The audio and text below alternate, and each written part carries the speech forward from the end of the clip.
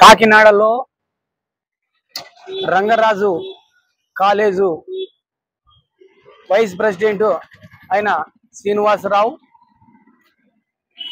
Nanaji MLA వాళ్ళ అనుచరులకి కాలేజీలో volleyball ఆడుకోవడానికి పర్మిషన్ ఇవ్వలేదని దానితోటి శ్రీనివాసరావుని పిలిపించి నానా మాటలు, నోటికి పలికే పదాలు కాకుండా గలీజు మాటలు మాట్లాడుతూ దళితుడు అనేది చూడకుండా ఆయన్ని చాలా దారుణంగా కొట్టడం, తిట్టడం ఇది దళిత జాతికి అవమానకరమైనటువంటిది. మేము ప్రజాస్వామికవాదులుగా తక్షణమున నానాజీ ఎమ్మెల్యే తక్షణం రాజీనామా చేయాలని చెప్పేసి ఇవాళ మేము డిమాండ్ చేస్తూ ఉన్నాం. ఒక్క చిన్న దానికి దళితుల్ని వెంటాడి కొట్టినట్లు అయిపోయింది. ఎక్కడ చూసినా దళితులపైన దాడులు జరుగుతూ ఉన్నాయి. దాన్ని పూర్తిగా రాష్ట్ర ప్రభుత్వం అండగాగుతున్నటువంటి పరిస్థితి. వాళ్ళు దాన్ని ఒకసారి ఆలోచన చేయాలి. చేయకుండా ఇట్లాంటి వాళ్ళకి మద్దతు ఇస్తారా, ప్రజాప్రతినిధుల్ని రాజీనామా చేయమంటారా, ఈ కూటమి ప్రభుత్వానికి మేము తెలియజేస్తున్నాం. అదేవిధంగా నసరావుపేటలో రఘురామకృష్ణరాజు గారు ఒక ప్రజాప్రతినిధి అయ్యండి, ఒక సీనియర్ అయ్యుండి ఆయన డాక్టర్ బిఆర్ అంబేద్కర్ గారి ఫ్లెక్సీని దాన్ని చింపడము, దాన్ని తీసేయించడము, అక్కడ నినాదాలు చేయడము దళిత జాతిని అవమానించే విధంగా ఈ కూటమి ప్రభుత్వం చేస్తా ఉందంటే దీన్ని చాలా దారుణమైనటువంటి విషయం ఇది.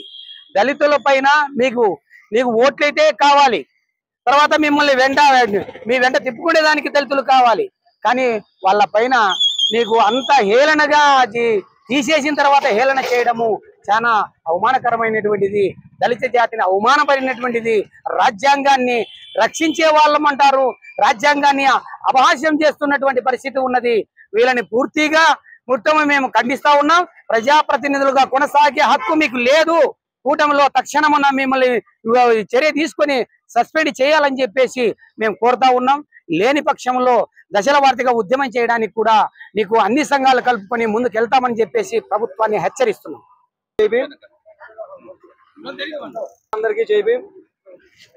ఎన్నో ఏళ్లుగా, ఎన్నో దశాబ్దాలు కొద్దిగా దళితుల మీద జరుగుతున్న అన్యాయాన్ని ఏ ప్రభుత్వం వచ్చినా ఆపలేకపోతున్నాయి.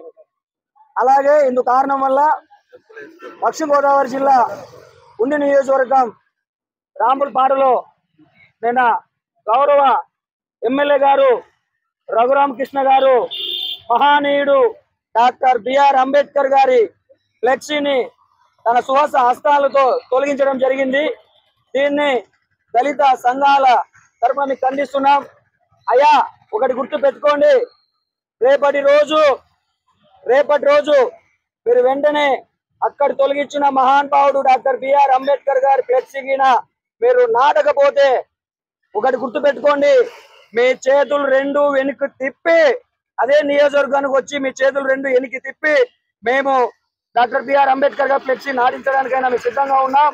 ఇలా గుర్తు పెట్టుకో, డాక్టర్ బిఆర్ అంబేద్కర్ గారు రాసిన రాజ్యాంగం వల్ల నువ్వు ఈ రోజు ఎమ్మెల్యేగా అయ్యావు. ఇదే పక్కన పెడితే అమ్మా మేడం హోమ్ మినిస్టర్ అనితమ్మ గారు, మీరు ఏం చేస్తున్నారమ్మా? మీరు కళ్ళు మూసుకొని నిద్రపోతున్నారా? మీరు కూడా ఒక దళిత బిడ్డ, మీకు తెలియదా?